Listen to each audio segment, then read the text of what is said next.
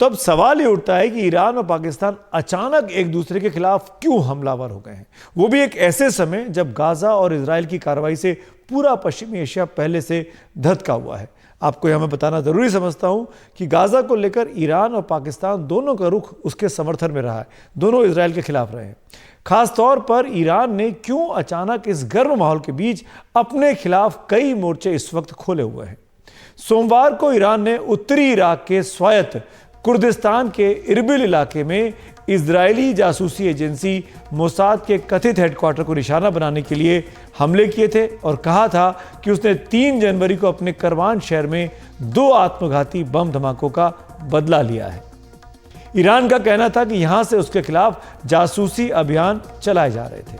इसके साथ ही ईरान ने सीरिया के इदलिब इलाके में अपने खिलाफ सक्रिय आतंकी संगठन इस्लामिक स्टेट ISIS के ठिकानों पर हमले किए। ईरान का कहना है कि उसके ऊपर कई आतंकी घटनाओं के लिए इस्लामिक स्टेट ही जिम्मेदार है। इसके साथ ही मंगलवार को ईरान ने पाकिस्तान के बलूचिस्तान प्रांत के अंदर अपने खिलाफ सक्रिय आतंकी संगठन जैश अल अदल के ठिकानों पर हमला किया। इसका बदला पाकिस्तान की वायुसेना ने आज सुबह सिस्तान बलूचिस्तान प्रांत के अंदर BLA और BLF के कथित ठिकानों पर किए हमलों के जरिए लिया है। पाकिस्तान ने पलटवार किया है ईरान पर आज सुबह। इन हमलों के बाद अंतर्राष्ट्रीय प्रतिक्रियाएं भी अब आनी शुरू हो गई हैं। चीन, जो कि दोनों मुल्कों का दोस्त माना जाता है, ईरान का भी और पाकिस्तान के लिए भी, चीन के लिए स्थिति ज्यादा पसोपेश वाली है। पाकिस्तान चीन का पुराना साथी रहा है, जबकि ईरान के साथ हाल में चीन के संबंध बेहतर हुए हैं और चीन ने अमेरिकी प्रतिबंधों के बावजूद ईरान से इन दिनों में तेल खरीदा है।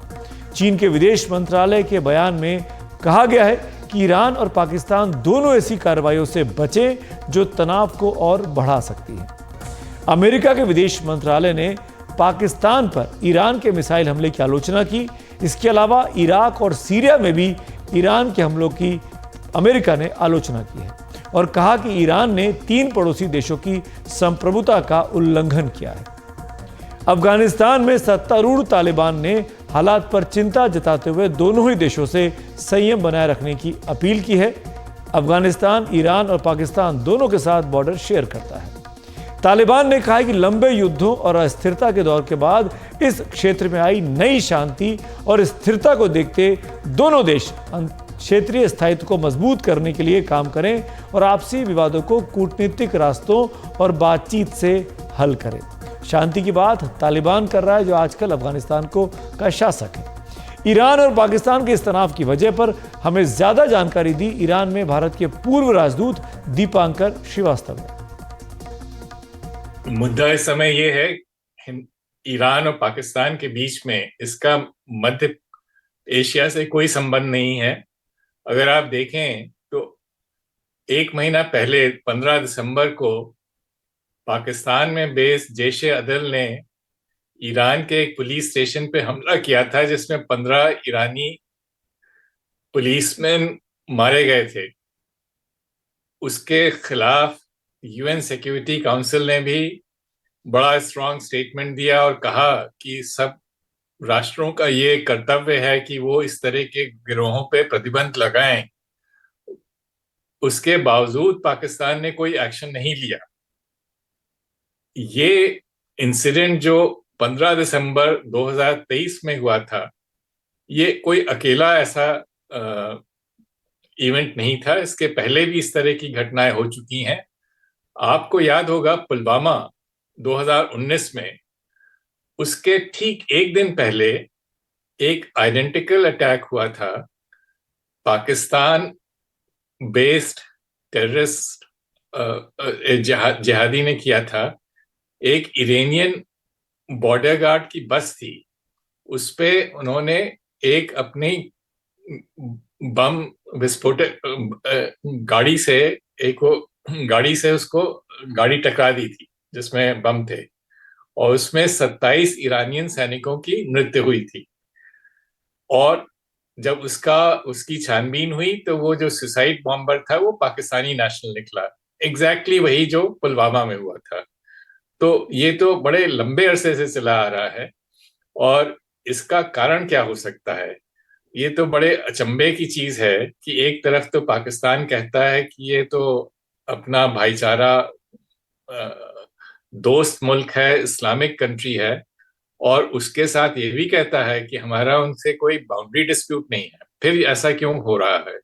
उसकी वजह यही है कि पाकिस्तान ने बलूचिस्तान में सेक्टेरियन टेंशंस को यूज किया है बलोच नेशनलिज्म को कर्व करने के लिए, और उसका फॉल आउट है, डोमेस्टिक फॉल आउट तो है कि वहां शिया सुन्नी टेंशंस पाकिस्तान में भी बढ़ गए हैं, और उसका एक्सटर्नल फॉल आउट हुआ है उनके जो संबंध ईरान से हैं। तो इस भूमिका को देखना बड़ा जरूरी है।